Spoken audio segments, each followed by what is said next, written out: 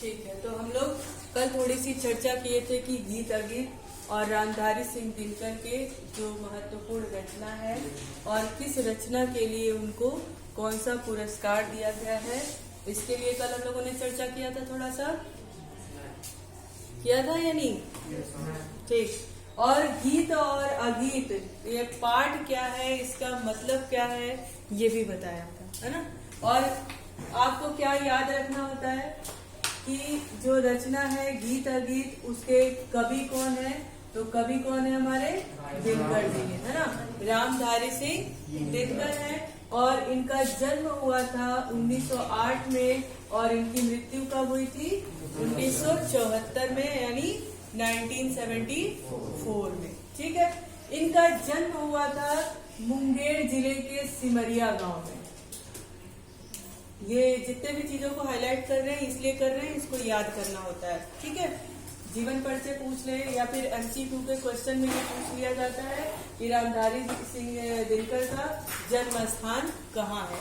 ठीक है, तो आपको याद रखना होगा कि मुंगेर जिले के सिमरिया गांव में। किस डेट में ये पैदा हुए थे?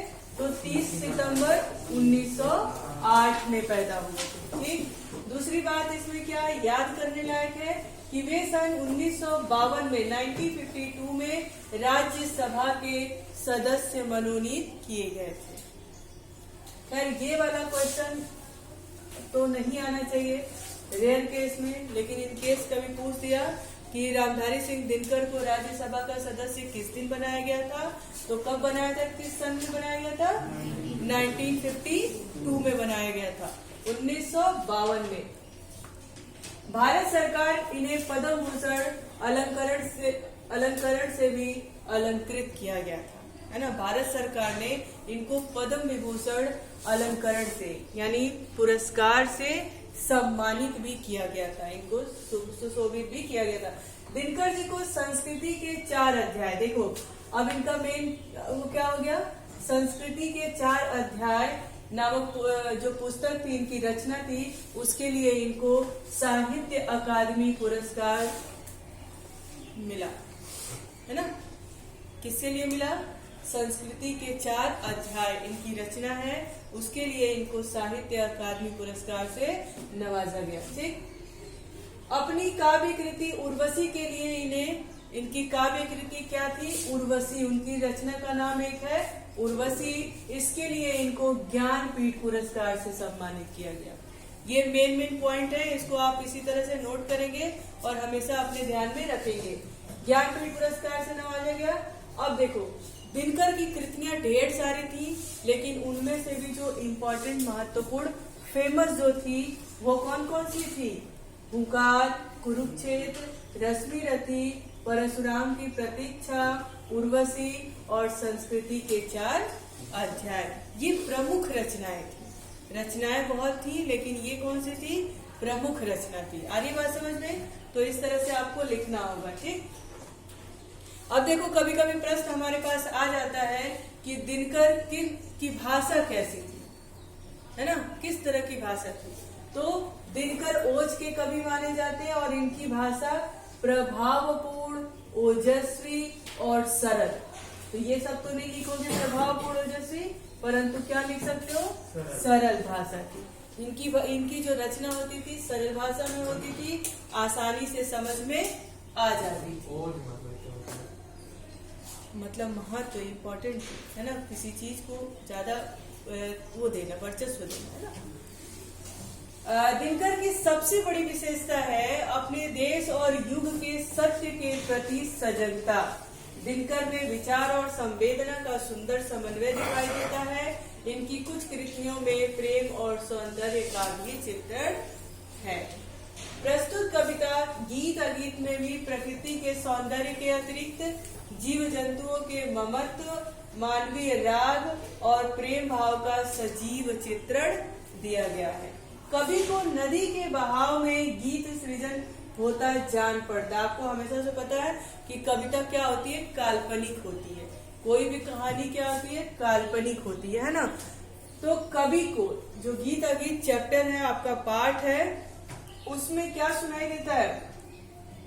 गीत का नदी के बहाव में, नदी जो बहती है उसके बहाव में ऐसा लगता है कि वो नदी बह रही है, परंतु क्या कर रही है, कोई गीत गा रही है।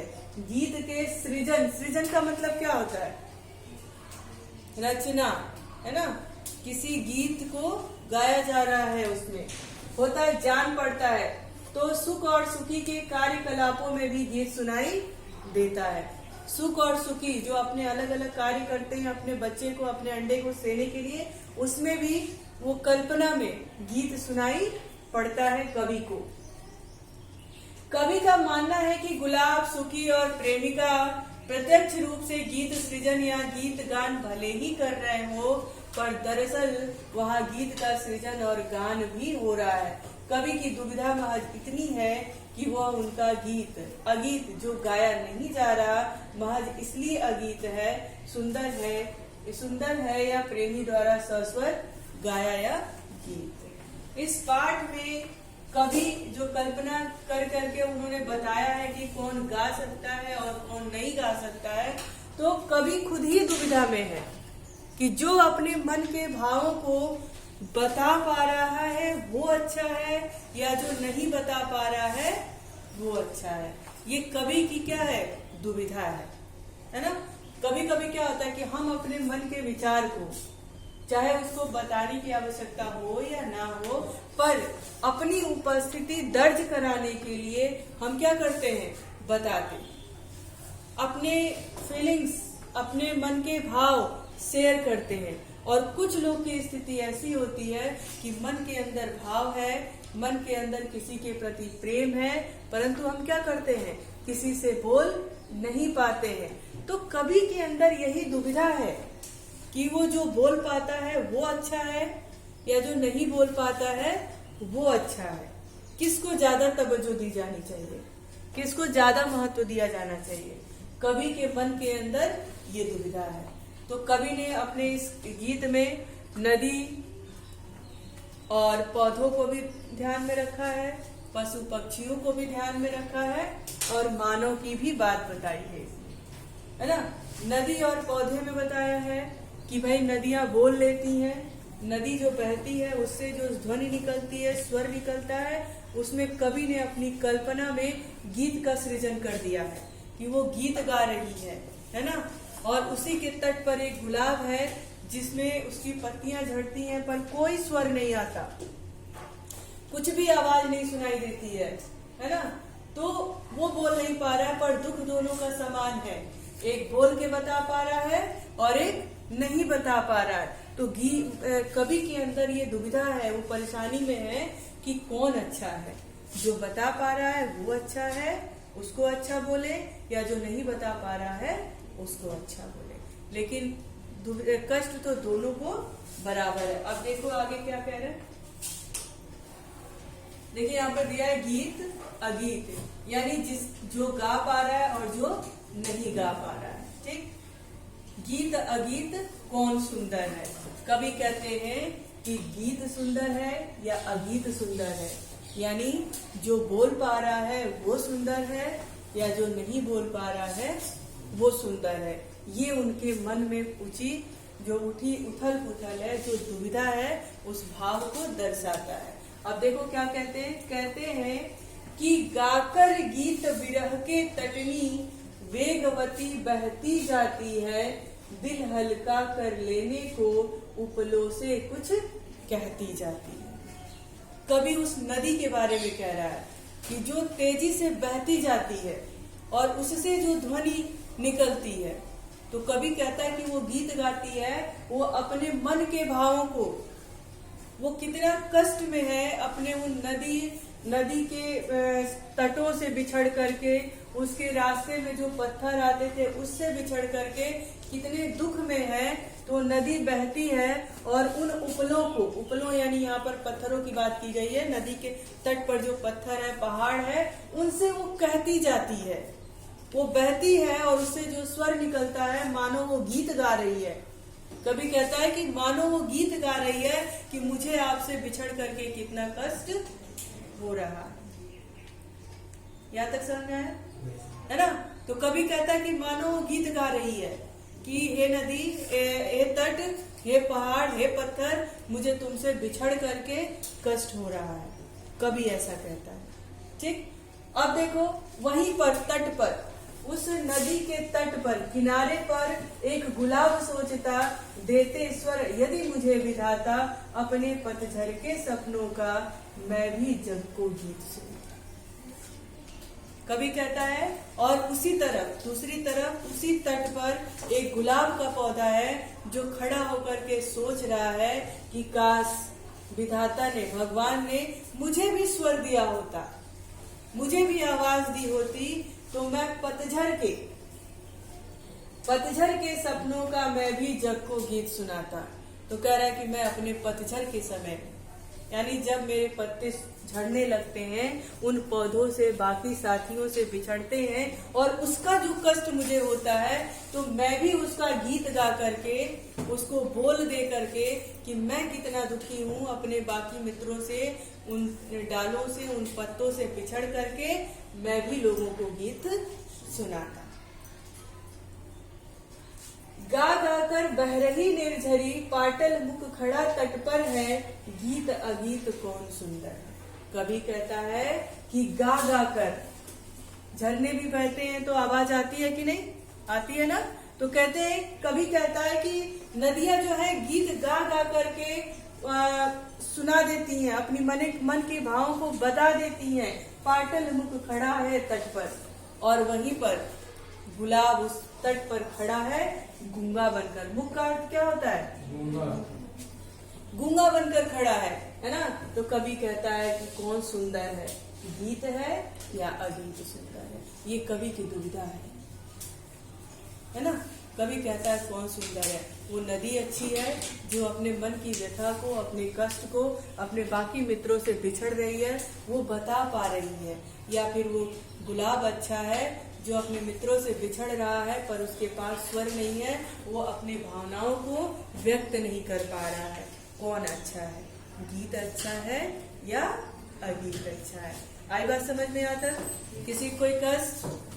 मुख की मीनिंग, मुख मतलब होता है गूंगा, मुख बधिर, बधिर मतलब होता है बहरा, और मुख मतलब होता है गूंगा। लोग कहते हैं ना, आप लोग क्या एकदम मुख दर्शक, यानी गूंगे बन करके एक दर्शक की तरह खड़े हो। तो मुख का अर्थ होता है गूंगा, जो बोल भी ना सके। ठीक, इस पैराग्राफ में किसी को कोई कष्ट? शशांक भैया कोई कष्ट? नहीं, किसी को? ठीक, आगे बढ़ते हैं। देखिए, वो तो बात हो गई थी नदी की और पौधों की, ठीक है। अब यहाँ पर हम बात करेंगे पशु पक्षियों की। उन्होंने उदाहरण देके उस नदी और पौधे के बारे में बता दिया। अब यहाँ पर पशु और पक्षियों की बात करेंगे। यहाँ पर सुख सुखी है, यानी नर और मादा तोता, ठीक है। देखो, कहता है कि बैठा सुख उस घनी डाल पर, जो खोते पर छाया देती, पंख फुला नीचे खोते में, सुखी बैठे अंडे है सेती, गाता सुख जब किरण बसंती, छूती अंग पर्ण से छनकर, किंतु सुख के गीत उमड़कर, रह जाते स्नेह में सनकर। कवि कहता है कि बैठा सुख, देखो ये क्या एक होता है ना। कहाँ बैठा है? उस घनी डाल पर बैठा है, उस घनी डाल पर बैठा है, और उसी के नीचे ये खोता, घोंसला एक है ना। और इसी की घोंसले के अंदर वो सुखी बैठी है ना, मादा तोता बैठी है, अपने बच्चे को क्या कर रही है? अंडे को से रही है। सेना यानी सुरक्षा कर रही है, ताकि उसके अंडे को, उसके बच्चे को किसी प्रकार का कोई तकलीफ ना हो। लेकिन वो कहाँ बैठी है? घोंसले के अंदर बैठी है। जब घोंसले के अंदर बैठी है तो आप उसको देख पा रहे हो? नहीं देख पा रहे हो। और तोता कहाँ बैठा है? उस डाल के ऊपर बैठा है, और अपने पंख को फैला के बैठा है। जो सूर्य की किरणें हैं उसके पंखों से छन करके उस घोंसले तक जा रही है। तो ये बताओ, उसको तुम देख रहे हो कि नहीं देख रहे हो? देख रहे हो। जब तुम देख रहे हो तो तुम यहाँ पर बता सकते हो कि तोता जो है अपने बच्चे से कितना प्रेम कर रहा है, उसको अपने बच्चे से कितना स्नेह है। वो क्या कर रहा है, वो बता पा रहा है। लेकिन वो सुखी जिसको कोई देख ही नहीं पा रहा है, वो सुखी बता पा रही है क्या, नहीं बता पा रही है। उसका ममत्व तो क्या है, अपने बच्चे के प्रेम में सनकर के ही रह गया है। सुख जो है वो गा गा कर बासंती धूप में अपने प्रेम को दर्शा पा रहा है कि मुझे अपने बच्चे से कितना प्रेम है। लेकिन सुखी का स्नेह जो क्या है, उसके ममत्व में ही सन करके रह जाता है, वो बता नहीं पाती है, दुनिया उसको देख नहीं पाती है। लेकिन ऐसा थोड़ी है कि वो अपने बच्चे से प्रेम नहीं कर रही है, कर रही है कि नहीं कर रही है। लेकिन सुख के पास स्वर है, गीत है, और सुखी के पास नहीं है। देखो कैसे बैठा सुख उस घनी डाल पर, जो खोते पर छाया देती, पंख फुला नीचे खोते में, सुखी बैठे अंडे है सेती। कभी कह रहा है कि सुख जो है, तोता है, वो उस घनी डाल पर बैठा है ना, जो खोते पर छाया दे रही है। ठीक, घनी डाल पर बैठा है जो खोते पर छाया दे रही है, और पंख फुला नीचे खोते में। और वो तो उस घनी डाल पर बैठा है, खोता नीचे है, यानी घोंसला नीचे है उसका।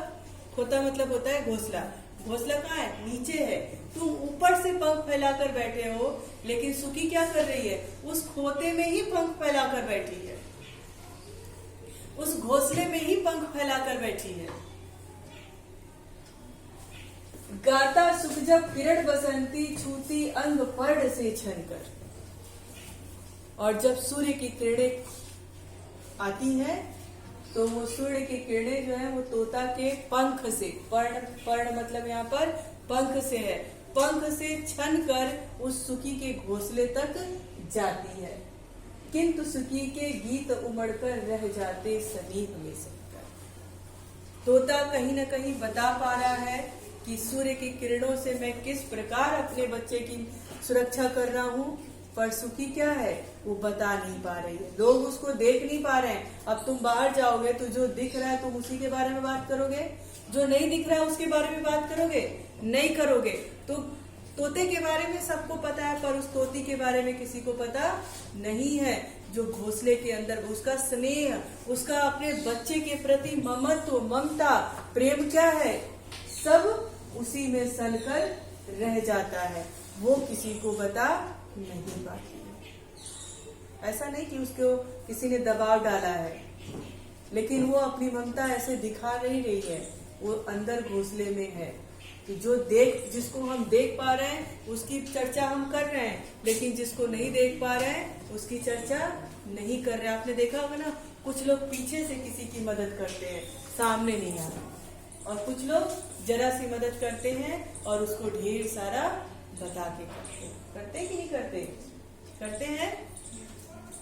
तो उसमें यही बात आ गई कि कभी उसको कहता है कि भाई वो बोल बोल के अपनी बातें बता ले रहा है, लेकिन जो दूसरा जो पीछे से बैक साइड से जिसकी हेल्प कर रहा है वो बता पा रहा है, नहीं बता रहा है। उसके बारे में लोग जानते जानते जानेंगे, लेकिन जो बोल पा रहा है उसको क्या करेंगे, सारी दुनिया जानती है। तो कभी इसी दुविधा में है कि वो उसको हम सुंदर कहें या उसको सुंदर कहें, किसको अच्छा कहें, है ना। अब देखो कह रहा है कि गूंज रहा सुख का स्वर वन में, फूला मग्न सुखी का पर है, गीत अगीत कौन सुंदर है। कभी कह रहा है कि गूंज रहा स्वर, यानी सुख की बातें पूरे वन भर में फैल गई हैं कि सुख किस प्रकार अपने बच्चे की रक्षा कर रहा है, लेकिन फूला मग्न सुखी का पर खुशी से फूला हुआ सुखी का पर है ना। पर गाता उसकी चर्चा सुख की है, पर खुश कौन हो रही है, सुखी हो रही है। गीत अगीत कौन सुंदर है, गीत सुंदर है या अगीत सुंदर है। सुख का स्वर बनों में सुनाई दे रहा है, ये सुनकर के सुखी प्रसन्न हो रही है, खुश हो रही है। तो सुखी का खुशी होना ज्यादा अच्छा है या फिर सुख का, है ना। तो अभी भी कभी क्या है, दुविधा में है कि कौन अच्छा है, गीत अच्छा है या अगीत अच्छा है। आई बात समझ में, आई या नहीं आई? yes, सब नहीं बोल रहे हो? Yes, आई? yes, कोई दिक्कत किसी को? कोई दिक्कत नहीं। चलिए आगे बढ़ते हैं। यहाँ देखो, वहां तो हो गई आपकी पशु पक्षियों की बात। यहाँ पर प्रेमी यानी नायक और नायिका की बात कही गई है, ठीक है, यानी मनुष्य की बात कही गई है। ठीक, यहाँ पर दिया है कि दो प्रेमी हैं, यहाँ एक जब बड़े साँझ आल्हा गाता है, पहला स्वर उसकी राधा को घर से यहाँ खींच लाता है। चोरी चोरी खड़ी नीम की छाया में छिपकर सुनती, हुई न क्यों मैं कड़ी गीत की विधना यो मन में गुनती। कह रहा है कि नायक है और नायिका है, एक इस पेड़ के नीचे देखो खड़ा है, ठीक, और एक यहाँ पेड़ के पास छुपी है। कभी कह रहा है कि दोनों क्या है, एक ही है, दोनों एक हैं, नायक और नायिका है, प्रेमी प्रेमिका है, तो वो क्या है, मन से एक है।